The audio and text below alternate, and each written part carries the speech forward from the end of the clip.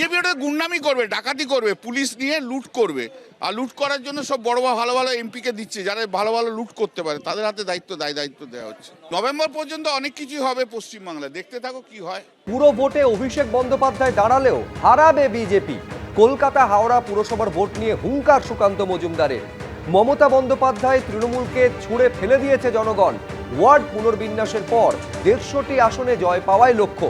প্রাক্তন তৃণমূল কাউন্সিলরদের বিরুদ্ধে দেওয়া হবে চার্জশিট। পুরো ভোটের প্রস্তুতি শুরু করে হুঙ্কার কেন্দ্রীয় শিক্ষা প্রতিমন্ত্রী। যে ভোটেই দাঁড়ান না কেন, ওনাকে হারানোর জন্য আমরা রেডি হয়ে আছি। উনি যেখানে দাঁড়াবেন অনে মনে জনজঙ্গলে, আমরা সেখানেই যাবো, চিন্তা নেই হারানোর জন্য। আমাদের রাজ্য সভাপতি বক্তব্য তো পুরো পরিষ্কার যে এই রাজ্যে কোনো শরিক দল নিয়ে আমরা ভোটে লড়িনি, আমরা এই রাজ্যে একাই লড়েছি এবং এতগুলো সিট পেয়েছি। তো স্বাভাবিকভাবে আমরা এখনো পর্যন্ত কোনো শরিকি সিট শেয়ারিংয়ের বিষয়ে আলোচনা করিনি। বিগত বিধানসভা নির্বাচনে 144টি ওয়ার্ডের মধ্যে 101টিতে বিজেপি এগিয়ে আছে, তৃণমূল কংগ্রেস এক কথায় ধরাশায়ী হয়েছে। তো এবার 209টি সিট হয়েছে, আমরা আশা করছি 150র বেশি, আমার তো মনে হচ্ছে 170-80টা পর্যন্ত আমরা পৌঁছতে পারবো। বিজেপি ওটা গুন্ডামি করবে, ডাকাতি করবে, পুলিশ নিয়ে লুট করবে। আর লুট করার জন্য সব বড় ভালো ভালো এমপিকে দিচ্ছে, যারা ভালো ভালো লুট করতে পারে তাদের হাতে দায়িত্ব দেওয়া হচ্ছে। নভেম্বর পর্যন্ত অনেক কিছুই হবে পশ্চিমবাংলায়, দেখতে থাকো কি হয়। অর্থাৎ বিজেপির তরফে সরাসরি চ্যালেঞ্জ ছুড়ে দেওয়া হচ্ছে অভিষেক বন্দ্যোপাধ্যায়কে উদ্দেশ্য করে যে পুরো ভোটে অভিষেক বন্দ্যোপাধ্যায় যদি দাঁড়ান তাহলেও তাকে বিজেপি হারাবে।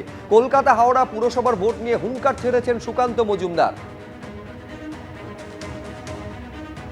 আমাদের প্রস্তুতি শুরু করে দিয়েছি। 209টা ওয়ার্ড হচ্ছে এটা জানি। গতকাল মিটিং ছিল, অল পার্টি মিটিং, সেখানে আমরা সকলেই একটা দাবি তুলেছিলাম যে এখন যেই নোটিফিকেশনটা দেওয়া হয়েছে তাতে 209টা ওয়ার্ড হবে এবং তার বাউন্ডারি কী হবে শুধু সেইটা বলা আছে, কিন্তু সেটা দিয়ে বোঝা যায় না। একটা রাস্তা ধরুন, একটা ওয়ার্ডের সাউথ হয়তো একটা রাস্তা 4টে ওয়ার্ড শেয়ার করছে। বুথ নাম্বারগুলো, পার্ট নাম্বারগুলো না দিলে কোন ওয়ার্ড নতুন করে এই ডিলিমিটেশনে পরে কি হচ্ছে এটা জানাটা অত্যন্ত জরুরি। এইটা আমরা অ্যাডমিনিস্ট্রেটর এবং যিনি কর্পোরেশনের কমিশনার ম্যাডামকে আমরা রিকোয়েস্ট করেছি, সেইটা পেলে আমাদের সুবিধে হয়। কিন্তু আমরা আমাদের প্রস্তুতি শুরু করে দিয়েছি, আলোচনাও শুরু করে দিয়েছি এবং আমরা পুরোদমে পৌরসভা নির্বাচনে আমরা প্রতিদ্বন্দ্বিতা করব। আমরা প্রস্তুত। গণতান্ত্রিক মনোভাবে মানুষ তার মত দিতে চায়, কিন্তু গণতান্ত্রিক পরিবেশটা যেন রক্ষিত হয় এটা নির্বাচন কমিশনের দায়িত্ব। নির্বাচন কমিশন যেন কারোর বকালমে কাজ না করে। আমরা প্রস্তুত। নির্বাচন কমিশন সেই পরিবেশ তৈরি করার জন্য এবং রক্ষা করার জন্য প্রস্তুত। তো কোয়েশ্চেন ওইটাই। এবিপি আনন্দ, এগিয়ে থাকে, এগিয়ে রাখে।